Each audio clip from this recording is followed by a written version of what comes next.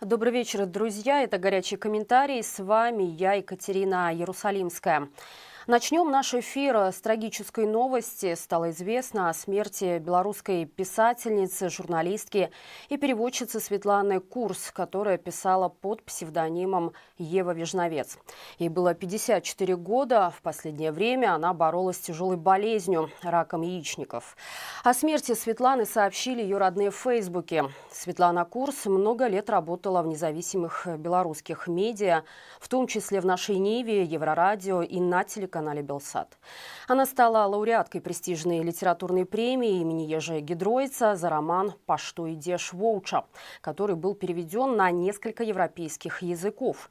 После событий 2020 года жила в Польше и продолжала заниматься литературой и переводами. Команда «Маланка» выражает искреннее соболезнование родным, близким, друзьям и всем, кто знал и любил Светлану. Если вы хотите больше узнать о Светлане Курс и услышать ее историю, на YouTube-канале «Маланка Экшен» есть выпуск проекта «Без ретуши» с ее участием. Ссылку мы оставим в описании к этому эфиру.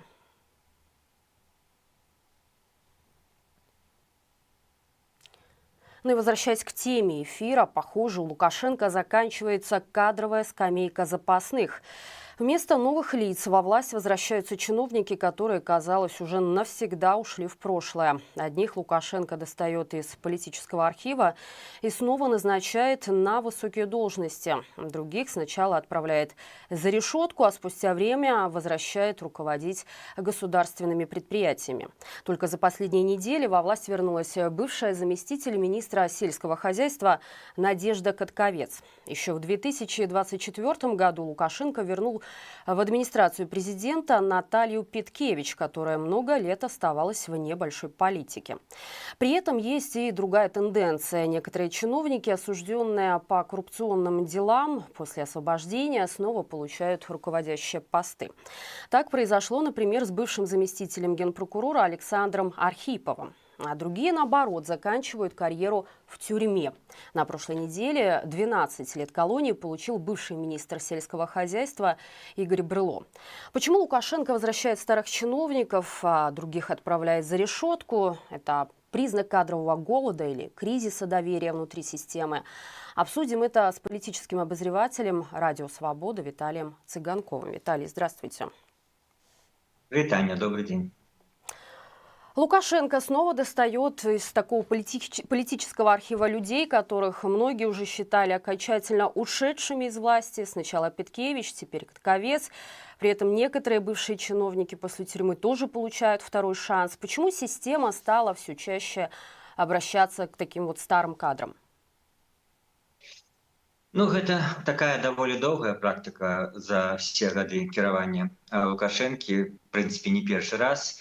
Гэта такая, ну, скажем, проверка. Чалавек нечым выклікаў незадавальненне, альбо там не справіўся, альбо не адпавядаў моманту, яго адхіляюць, але ён знаходзіцца на нейкай ужо незначнай недзяржаўнай пасадзе, але в любы момант яго могуць паклікаць назад. Лукашенко там і яго там з адміністрацыі людзі, якія адказваюць за кадры, глядзяць, як гэты чалавек паводзіў.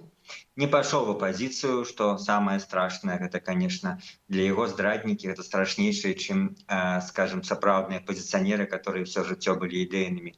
Здраднікі са свайго асяроддзя, з чыноўнікаў, гэта іх найбольш чакае самая горшая кара звычайна, калі могуць дацягнуцца. Але калі чалавек там і не выказваўся не публічна, сидзеў ціха, то Лукашенко таких людей часам вяртае. То есть яны показали свою лояльность, и они показали, что, конечно, хотя в свой час были незадоволены отставкой, але ничем это не проявили, не стали скаржиться ни прессе, ни тем больше прессе, не нават, может быть, приватно, покольки все прослуховывается и просочивается. Памятаете, калісьці еще нават в 90-е Лукашенко говорил, что таки был першы его премьер-министр Михаил Николаевич Чигир. Он сказал, ну я ж ведаю, что Михаил Николаевич нават на кухне с жонкой меня не критикуе. Таким чынам, даючы зразумець, што ён все прослухоўвае і все ведае, і гэта было ў 90-е, калі, скажем так, тэхніка не была так развітая, як сёння. Так что, коли люди такие проявляют свою лояльность, чем бы их не вернуть, тут нема размовы про некую надзвычайную компетентность. В принципе-то знаходзіцца на нейкай пасадзе, ну, галоўнае там адпавядаць нейкай агульнай лініі партыі, в дадзеным выпадку не партыі, а самога Лукашэнкі. Нема такога, што, ну, асабліва калі это все-таки не пасада там прэм'ер-міністра, вось, то самыя некалькі, может быть, вышэйшых. На астатніх ты просто можаш выконваць, што ідзе такое звычайнае асяроддзе чыноўніцкае, ты не абавязаны праяўляць там нейкія надзвычайныя ідэі і так далей. Таму чаму б не вяртаць такіх людзей, тым больш тут нават ёсць жаночы аспект, маецца на ўвазе мала жанчын у кіраўніцтве. Вось двоих, якіх вы назвали, вернули, уже нейкі мифичный процент поднялся. Год женщины себя оправдал, так сказать, минуемый. Да. Ну, вот Виталий, да. Была одна, стало две, повеличили на 100%. Но получается, новых же людей мы не видим в системе, не появляются, они возвращают, как вы уже сами упомянули, тех, кто, ну, какими-то громкими успехами особо не отличился. Можно ли сказать, что многие просто боятся идти уже работать в систему, потому что понимают, вроде и ставят помощником президента по Могилевской области, вроде ничего сверхъестественного делать не надо, поддерживать линию партии, но при этом в нужный момент Лукашенко же может повесить всех чертей на чиновников, и чиновники тогда повторят судьбу Брыло и отправятся в тюрьму. Гэта якраз тая сістэма, дзе, ну, такая знакамітае выказванне, я не ведаю, адкуль его паходжанне канкрэтна, але оно прымяняльна для многіх сітуацый, што называецца «ваход рубель, а выхад 2». То бок выхад адтуль больш страшны, і таксама падчас кіравання Лукашэнкі мы столькі бачылі гісторыі, калі і сам ён, і потым чыноўнікі ў нейкіх інтэрв'ю паведамлялі, што яны прасіліся ўжо сысці, яны там стамляліся, іх не адпускалі.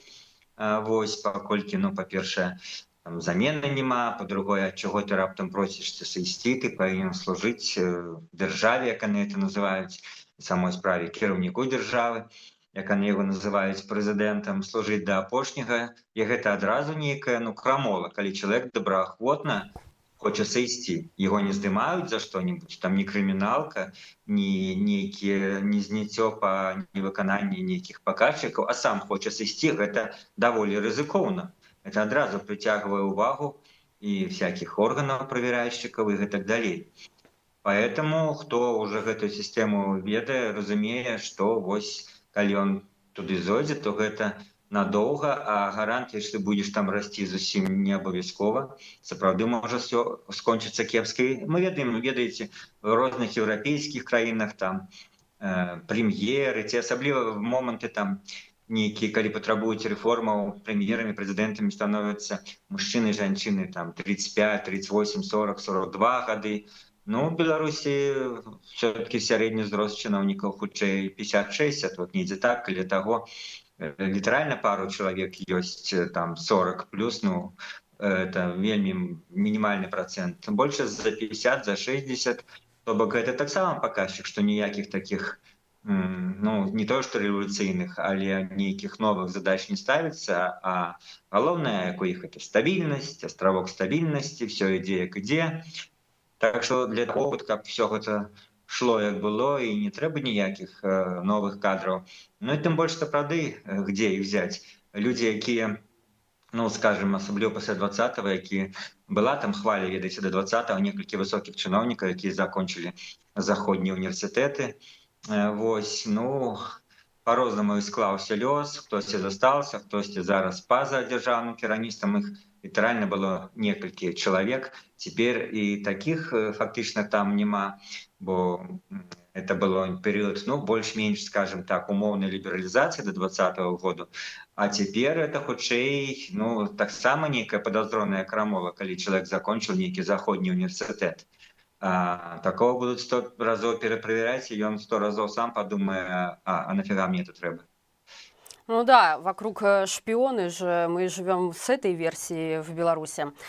Тогда возникает другой вопрос. Если у власти все время остаются одни и те же люди, не означает ли это, что система перестала готовить себе замену? Насколько это вообще опасно для самого режима? если круг людей, которым доверяет Лукашенко, становится все уже? Ну, я бы не стал тут вось трошки такое в стиле, может быть, больше таких затятых, скажем так, оглядальников говорить, что все пропало, и системе завтра конец. Мы ведаем, и такие СМИ у нас есть. Ну, на жаль, гэта не адпавядае. Система, она рыхтуе кадры. Есть механизмы, есть институты повышения квалификации, академия при президенте, так она называется, где ну, люди, якія, может быть, і не такие ўжо там звыш адданы Лукашенко, но якім зараз там 30, якія спадзяюцца, што калісьці ж это сыдзе і ўваходзіць в гэтыя дзяржаўныя структуры, спадзяюцца на сваю ўжо кар'еру пасля таго, як Беларусі наступяць перамены, але зараз яны, ну, в пэўным сэнсе так прагматычна, я бы нават сказаў, канфармістку ставіцца да жыцця. Все гэта ідзе, але ну, гэта сістэма не прадугледжвае нейкія такія яркія таленты, як я сказаў, якія там в 30 з нечым гадоў пачынаюць там нейкую кар'еру, рэформы і гэтак далей. Не, яна прадугледжвае паступовае прыгляданне да такіх людзей, паступовае іх падвышэнне там. Спачатку закончыў гэтую акадэмію кіравання, потым патрапіў у гэты рэестр, дзе ёсць ну, кадраў. В кожным міністэрстве няма такого, каб людзей бралі з ніадкуль. Ёсць гэты рэестр, які ну, дзяржаўная сістэма в гэтым сэнсе падрыхтаваная. Гэта ад узроўня там не ведаю міністэрства да ўзроўню любога шпіталя, любой бальніцы ёсць вось гэтыя рэестр кадраў, хто можа стаць загадчыкам аддзялення, хто можа стаць кіраўніком. Далей там уже вплываюць нейкія асабістыя фактары, там знаёмства і так далей, але в цэлым база гэтыя тысячи людзей, якія знаходзяцца ў гэтай базе, яны так вот паступова рыхтуюцца. Так што казаць пра нейкі там абвал, правал сістэмы в гэтым сэнсе не выпадае. Сістэма в гэтым сэнсе працуе дастаткова, ну, скажем так, стабільна. Іншая справа, на што яна працуе? На гэта ж падтрыманне існуючага ладу і працуе, а не на нейкія дасягнення, новыя дасягнення Беларусі там в эканоміцы ці в іншым там грамадскім жыцці. Працуя на поддержание стабильности, в кавычках, но при этом мы видим, что некоторые бывшие чиновники после тюрьмы все же возвращаются на руководящие должности. Что нужно сделать, чтобы получить такой второй шанс? От чего это зависит?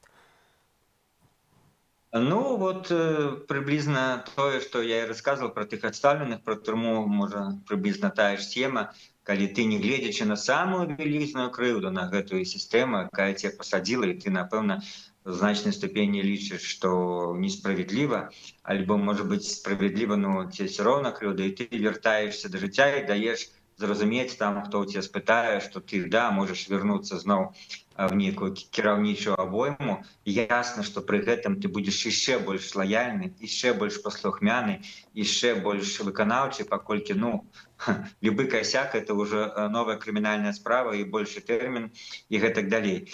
Вот бачыце, у России всяких криминальников запускают на СВО.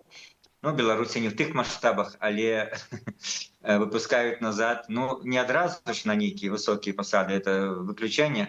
Хутчэй там кіраўніком калгасу, там кіраўніком яшчэ нейкага беднага прадпрыемства. Вось. І разам з тым, ну, гэта сістэма паказвае, што ну, калі ты будешь працягваць заставацца лаяльным, то да, у тебе будет другі шанец, ты можешь не разуметь, что ты не забытый, не выкинутый, а тебе могут дараваць, но при этом ты будешь весь час разуметь, что ты абавязаны гэтай сістэме, якая тебе пасля турмы падняла, в адрозненне ад іншых, якія там, ведаеце, шастаюць без працы і без нейкіх жыццёвых перспектыў. Тебе дали гэтай перспектывы, ну, ясно, что такі человек будзе утрайне удзячны, может быть, в глыбіні душы не удзячны, але вонкава, знешне ён будзе, безумоўна, і лаяльны, і удзячны, і паслухмяны. Так что гэта такая гадаванне кадраў, як, ведаеце, у Орэлла, абсолютно в этом сенсе. Знаете, Виталий, интересную вещь подметили наши зрители, что насколько принципы землячества мог использовать Лукашенко, когда руководствовался при назначении Катковец, вот ранее он тянул наверх выходцев из Могилевской области, это Ермакову, Коноплеву, Ермошину, Сукала. Как вы думаете, может, в этом случае тоже сыграл этот принцип? Гэта асабліва першыя гады Лукашэнкі было вельмі істотным, калі менавіта магілёўскія былі там ледзь не паловы эліты.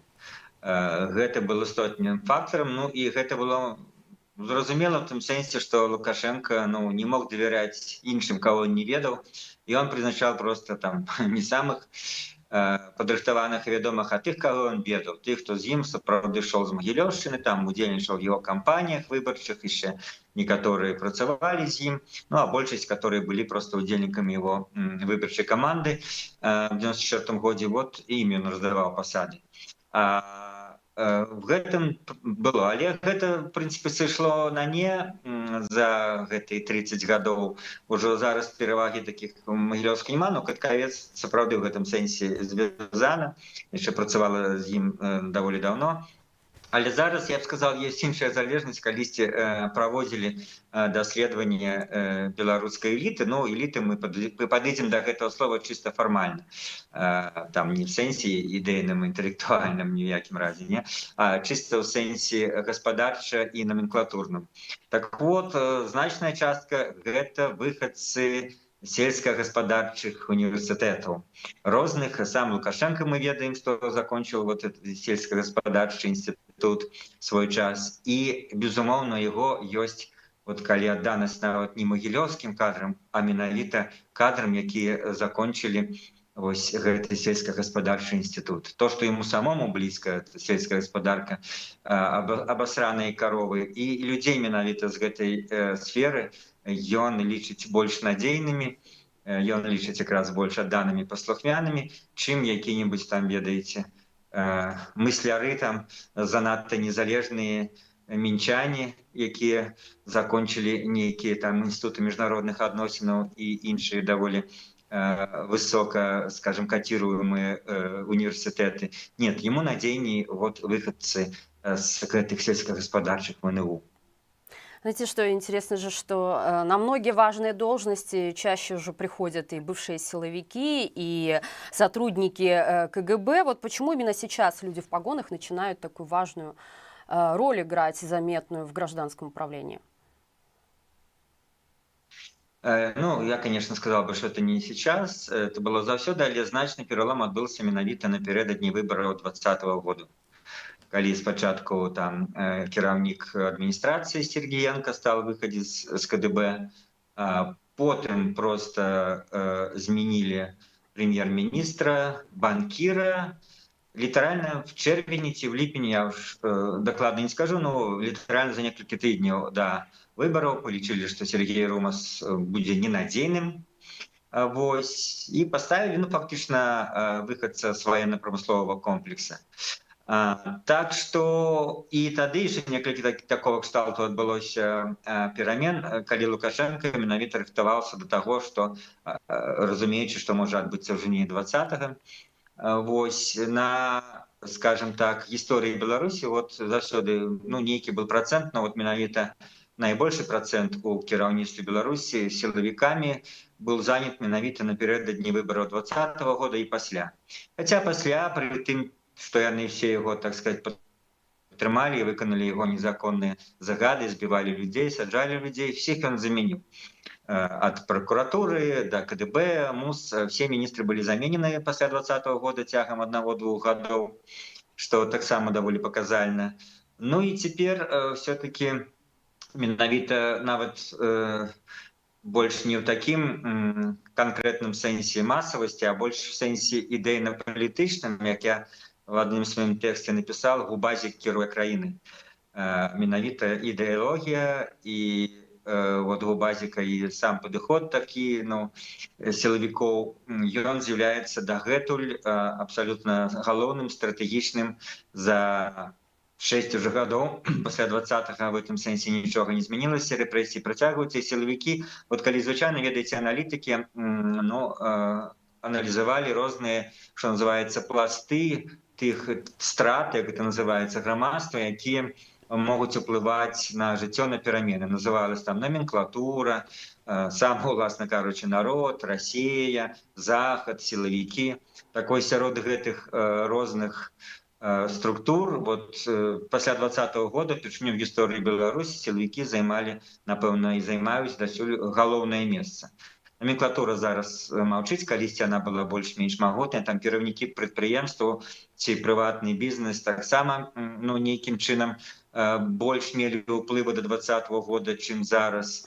Зараз, скажем, весь уплыв монополизовали в пэўнай ступені, не до конца, конечно, але сілавікі, скажем так, в параўнанні за всю гэту історыю іх уплыў зараз найбольшы. І это працягваецца уже 6 гадоў, пакуль гэтаму не відаць зменаў. При этом Лукашенко все-таки боится, каб яны раптам там не аб'ядналіся і там не адчулі свае інтарэсы. Таму, па-першае, ён мяняе персональные гэтые кадры у силовиков достаткова, можно сказать, часто. Никто не сидит там больше 10 годов, умовно скажем. А по-другое, все-таки соштурховывая эти разные структуры помеж собой, не так активно зараз, паколькі зараз адзіная задача там отбиться от народа, отбиться там от обставинаў, але все-таки не дае нейкай структуры одной так максимально узвысіцца над іншым, як там было ў 20-м, здавалося, што менавіта Губазік, который збіраліся закрываць, і он стал таким лично самым важным силовым органом. Теперь все-таки КДБ подняло зноў свою важность на фоне этого же Губазіка, и там аналітычныя аддзелы при силовиках, при администрации президента, той знакаміты аналітычны центр. Так что вось гэтую палітыку ён працягвае, каб ніякая силовая структура не стояла одна над іншымі, скажем так, намного вышэй.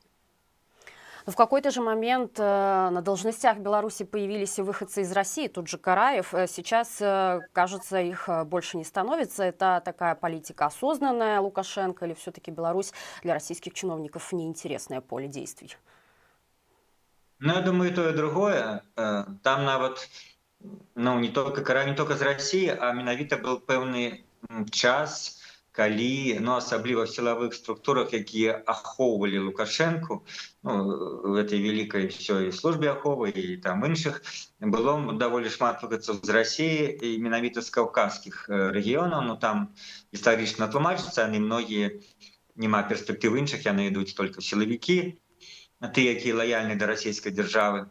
І таксама адрозніваюцца сілу сваіх нейкіх, скажем, гістарычных і нацыянальных якасцяў, адрозніваюцца такой лаяльнасцю да ўлады, железобетоннай. Так что Лукашенко іх выкарыстоўваў дастаткова актыўна, но паступова гэта пакаленне сышло, а нового не з'явілася. Відавочна по той причине, что ясно, особливо на фоне такой залежности от России, Лукашенко российским кадрам не стал бы доверять и не доверяя. Так что гэтага вось новага нейкага наплыву менавіта народжаных в России няма, хотя в военных структурах и силовых по-ранейшаму застаецца. Гэта в основном сапраўды кадры уже с узростом. Все-таки новые кадры уже нараджались и учились в Беларуси за гэты, там уже 35 годов незалежности. Так что он разумеет, что и такая залежность от России политичная и военная надто великая, каб яшчэ допускать менавіта кадровую залежность, но это было б уже занадто. Это адзінае, где, не адзінае, но это той момент, где он может как раз кіраваць. И я думаю, сапраўды, як вы сказали, он свядома не допуская лишних кадров из России в своим оточении.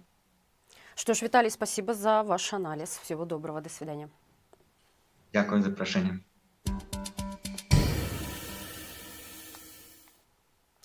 Друзья, если этот эфир был для вас полезным, поддержите нас лайком или комментарием. Это помогает каналу расти и находить новых зрителей. Напомню, поддержать нашу работу можно на Патреоне. Достаточно отсканировать QR-код, который вы видите сейчас на своих экранах. А в 9 вечера не пропустите новый выпуск новостей регионов. Я же с вами прощаюсь. Всем хорошего вечера и живи Беларусь!